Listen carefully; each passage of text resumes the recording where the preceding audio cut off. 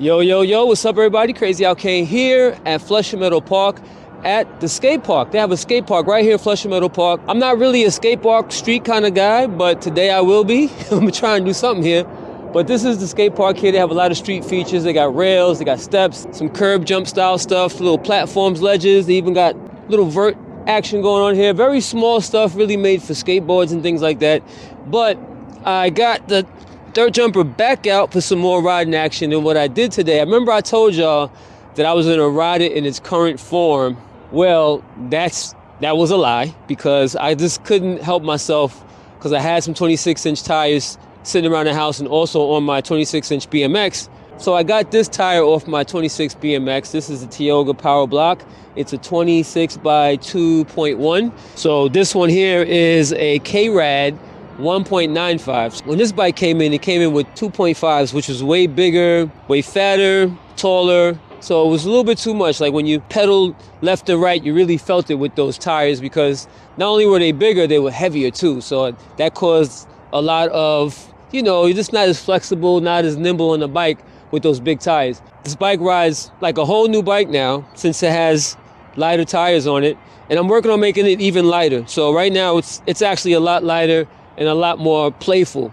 So I'm gonna start riding around and see how it is. My skills are limited in places like this.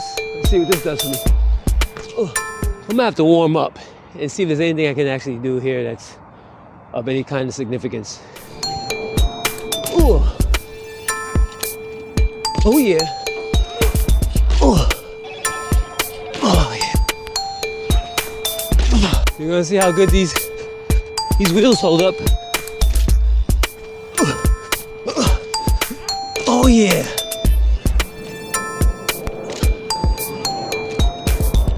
There we go. Oh yeah. What a workout. I gotta start doing all this more. Yeah.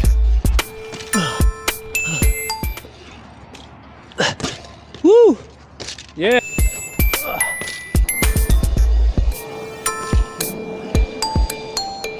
Woo. That's a cool little berm. A little drop action right here, nice little gap. Not far at all. It's about a 1 and a 2, probably 2.25 feet.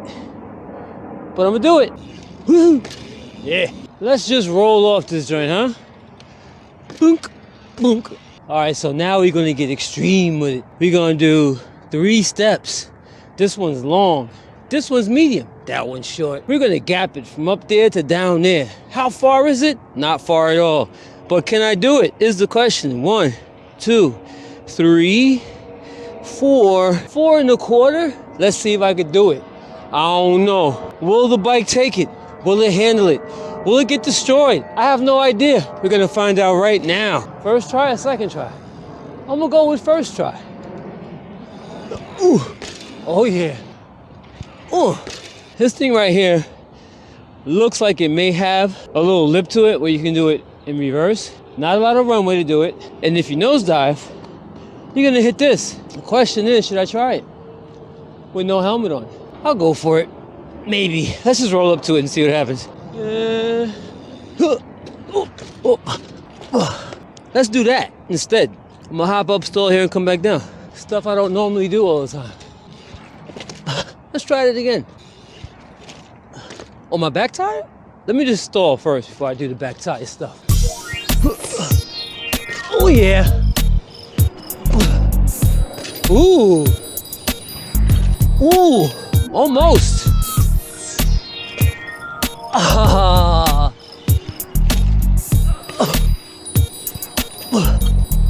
Hey. Aw. Too fast. Oh. All right, I gotta pull up more and I gotta lean back more. So when I come, I just plant it right down and then I can go back in. That's what I have to do. But when it comes to, skate parks and dirt trails and all that good stuff, you wanna do it at your own pace, Do it at your own pace. Don't let anybody egg you on to do something that you're not ready for. But still push yourself. You can still push yourself. There are things that you probably could do that you wouldn't think you'd be able to do if you didn't push yourself. But you don't want to OD and mess yourself up. If you are going to OD, definitely wear some pads, knee pads, elbow pads, shin pads, and a helmet. Because why get scratched when you don't have to get scratched? Why fall and get hurt when you don't have to fall and get hurt? Because, you know, with pads on, you're less likely to get as hurt as you would without the pads. So people like to use that excuse, oh, well, the pads ain't going to help. Trust me, the pads help. Now, knee pads, if they fit right and don't slip, they're fine. But I'm rambling on again. I need to ride. I need to do this tail tap and get that in there. So I'm going to tail tap this bad boy, try and drop back in. That's what I'm going to try and do. That's my goal for today. Tail tap and drop back in. Simple stuff. Oh. Hey. Oh, that was the one too. I want to really pin this guy. Yeah. So that was a proper one. I like that one. That was good. I can move on now. So next up, what I want to try and do is just hop up here, stall, come back down if I can, or just roll down. Whatever the case is, I want to land my bike sideways on this part, which is further up. Let's see if I can do that. Whoa, whoa, whoa. A little too much. Oh. I gotta hop back down though. Hey, I got it. Worked out good. Easier than I thought. So we will continue. This time, I'm gonna try and tail tap this and come down. So a little tail tappage and come down. If I can't hop down, I'm just gonna roll down. Tail tapping and rolling down is a good accomplishment for me today. So far, the bike is doing great. I'm digging it. Ugh. Almost. Ooh, ooh, ooh, ooh. So close. All right, I'm going too fast. Gotta slow down. Oh,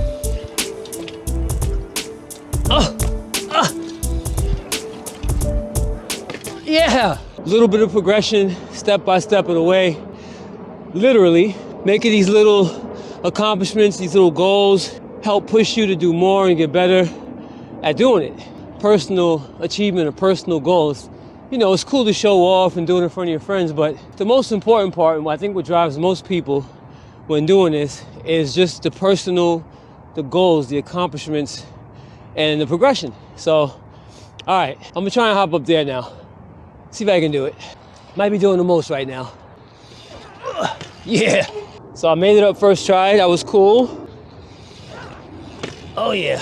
So, you know, it'll be fun to jump up this, land sideways, and just roll back down. I don't know if I'll be able to hop back down. But the thing is, I'm gonna be going a little bit faster, a little higher. Gonna be putting a little bit more stress on the back wheel, which is something I want to do, is stress the wheel out, see if I can, see how it handles something that's a little more aggressive on the back wheel. So I'm gonna jump up, land sideways, and I'm gonna try and jump up and tail tap sideways and see what happens. Now remember, I was only getting this tire, just making it. So I'm gonna have to do a lot more to get myself over it. Oh. Woo.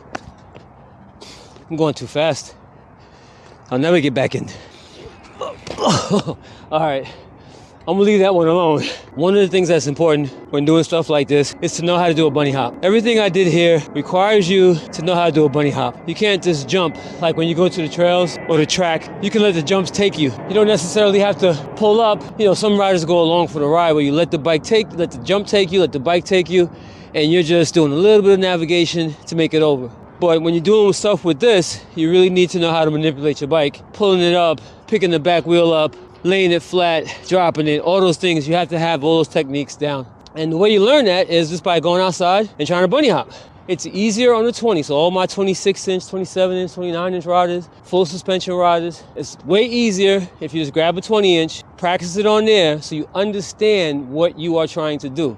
When you're on a full suspension bike, if you don't have your suspension locked out, or if your suspension doesn't lock all the way out, you're absorbing everything that you're trying to accomplish. There is a technique to do it with full suspension, but in order to understand how to do a bunny hop properly and know how to handle your bike when those things happen, get a 20-inch bike, 20-inch BMX bike, something that fits you. If you're like 5'6" and above, you want something with like a 21.5 top tube or whatever, and learn how to bunny hop on a 20-inch bike. You could do it on this bike, but I'm telling you right now, you'll have a way better understanding and you'll learn a lot faster how to do a bunny hop on a 20-inch bike. Once you get it down on a 20-inch bike, then you can do it on any other bike. So let's move on to some other stuff. 1, 2, 3, 4, 5, 6. I think it's 5. 1, 2, 3, nope, 4, 5. 6 steps, a 6-step drop. And these aren't normal steps. These are a little longer than your normal steps. This should be fun. I'm gonna try it after I tie my sneakers. See how far it is. It's looking like it's 6 feet. 1, 2, 3, 4, 5, 6, 7. 7 and a tiny, tiny bit, a smidgen. 7 and a smidgen, that's what that is. Let's see if I can do it. Not a lot of runway to do it on. 7 and a smidgen was no problem. This spot is super dope if you have pegs. Like if you want to learn how to do peg tricks, man, so many different things to grind at this spot. If you live in that peg life, you definitely want to come here and ride this spot because there's so many things to ride on your pegs at all levels too. No matter what level you're at, there's definitely something here for you to do with pegs. So many grinding areas. Look at that. It makes me want to get pegs. I never really run pegs on my bike, but this place right here makes me want to get pegs and learn how to do some grinds. Okay, so now that I got a lot of quality time in with the bike, jumping and pulling up and getting a feel for how the bike maneuvers and functions, there's this little hip right here, little wedge hip. Doesn't have a nice lip on it. It actually kind of like goes up and then flattens out. But I'm gonna try and get some boost on it and just hip over.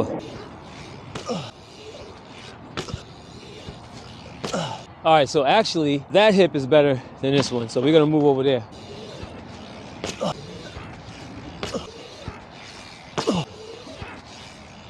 I'm liking this hip. It's pretty cool. The faster you go to it, the better it is. So I'm gonna go a little faster.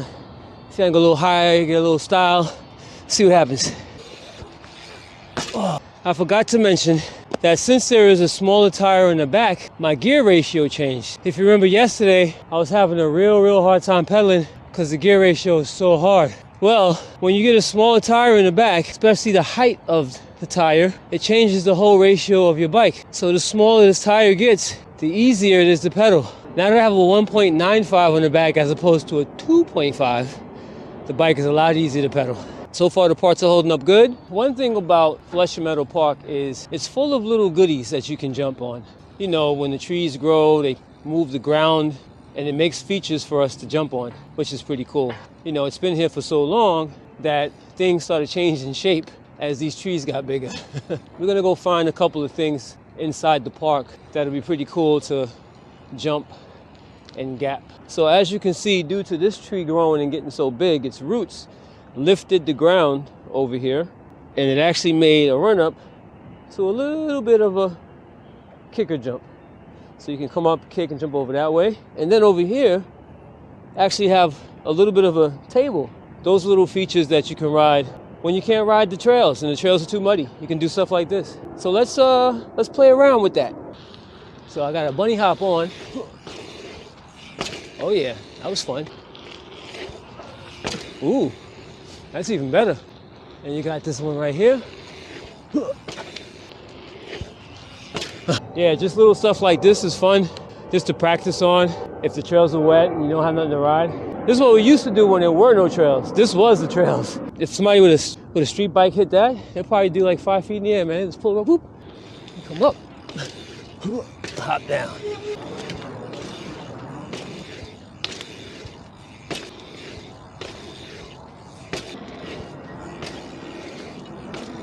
You see the importance of the bunny hop because everything I'm doing here is bunny hop. Even though there is a little bit of a lip here, to really take advantage of it, you have to know how to bunny hop to pull up and get that height, because if you just roll up this and not pull, you're gonna wind up nose diving. You know, ride the lip, pull up, lift it up and get it over.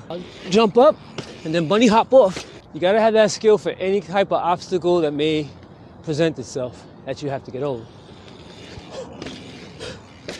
A little tabletop and a roller. So the ground basically sunk in and made these features. So it's human made and nature made at the same time. So it's basically human nature right here. This is a prime example of what human nature is. Let me stop playing. But yeah, so you have this feature here where you have table, roller. I'm gonna see what I can do on this. This is pretty crazy, right? Look at this. Nice little line here. Oh, well, Some of the bricks fell off right here. Maybe we should put them on. There it is.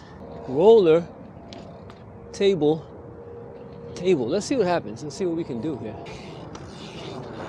Oh. Oh yeah.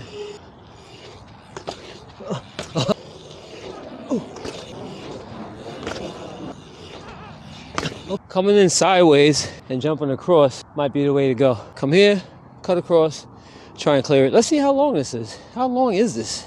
Let's see, it's about 12 feet. That's not bad. 12-foot table right here. Queens, Flushing, on the low. Nobody knows about it. Sitting right here in front of us. Ooh, oh boy. Oh, I'm gonna have to go faster to get over it because I'm not clearing it yet. A little more risky, but we're gonna go for it. And the other thing too is kind of whack about this area. The geese hang out here. This is a geese hangout, probably a seagull hangout. So there's lots of bird doo-doo all over the place. Woo! Oh, I still landed my back tire on that. Definitely doable. And the cool thing about this is the faster you go, the more buck you get. Let's do a straight on angle so that way you can see how much transfer is going on here.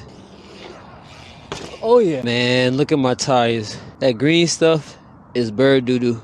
Ew. So here's another one of those cool features. Nice little roller, or it could be a little bit of a jump. Oh, I'm gonna jump in and I'm gonna jump out. And there's no landing, you just go flat right there.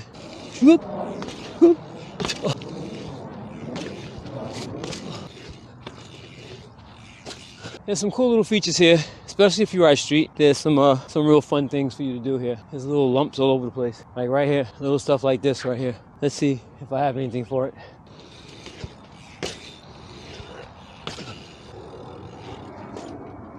Oh yeah.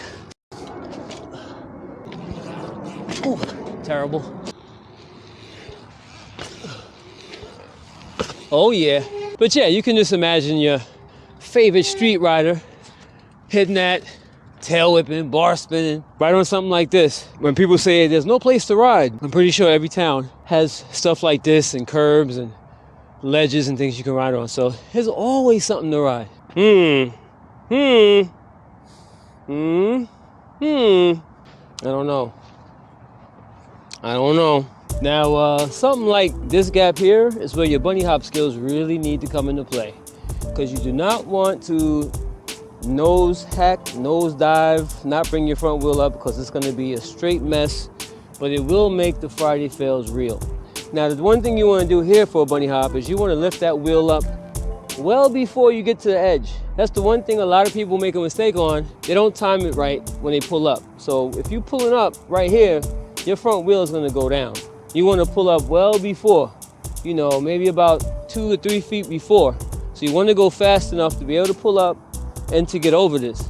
So what you want to do if you try to attempt something like this is you definitely don't want to pull up too late. A lot of people you see on these videos when they're going off of ledges or dropping in or jumping over things, they pull up too late, and what happens is before you even get a chance to pull up, you're already heading down and you wind up bang, killing yourself.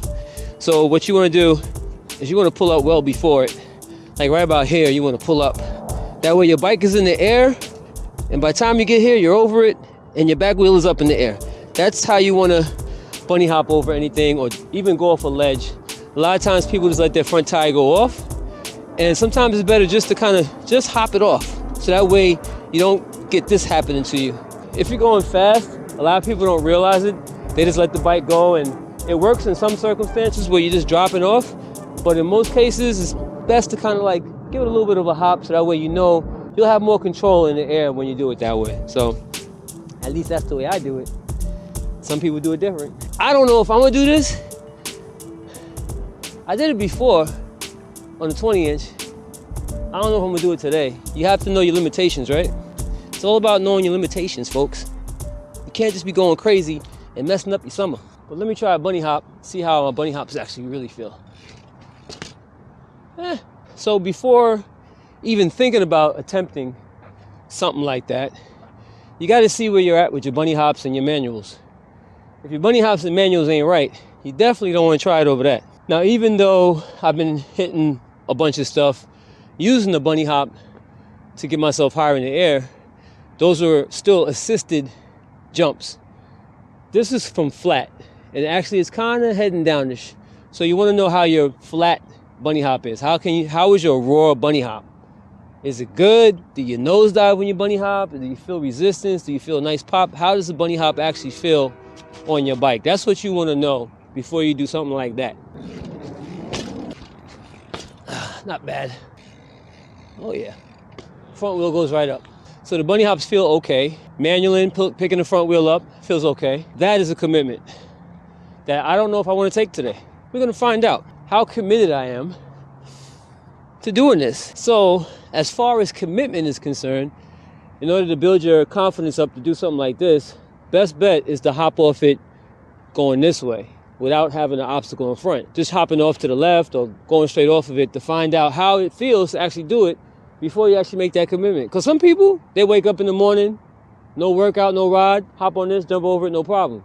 That's good for them.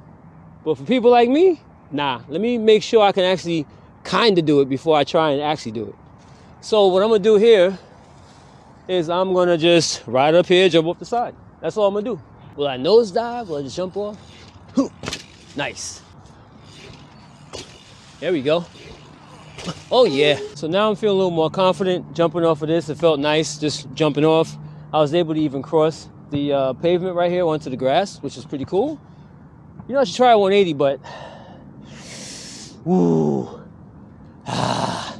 Let's focus on that. Now it's time to go back a little further and try and do the run up, or maybe just do it. How about I just do it? Because right now I'm feeling good. I jumped off of the ledge already. Let's see how it is jumping over it. Will I be able to do it? Might as well try it.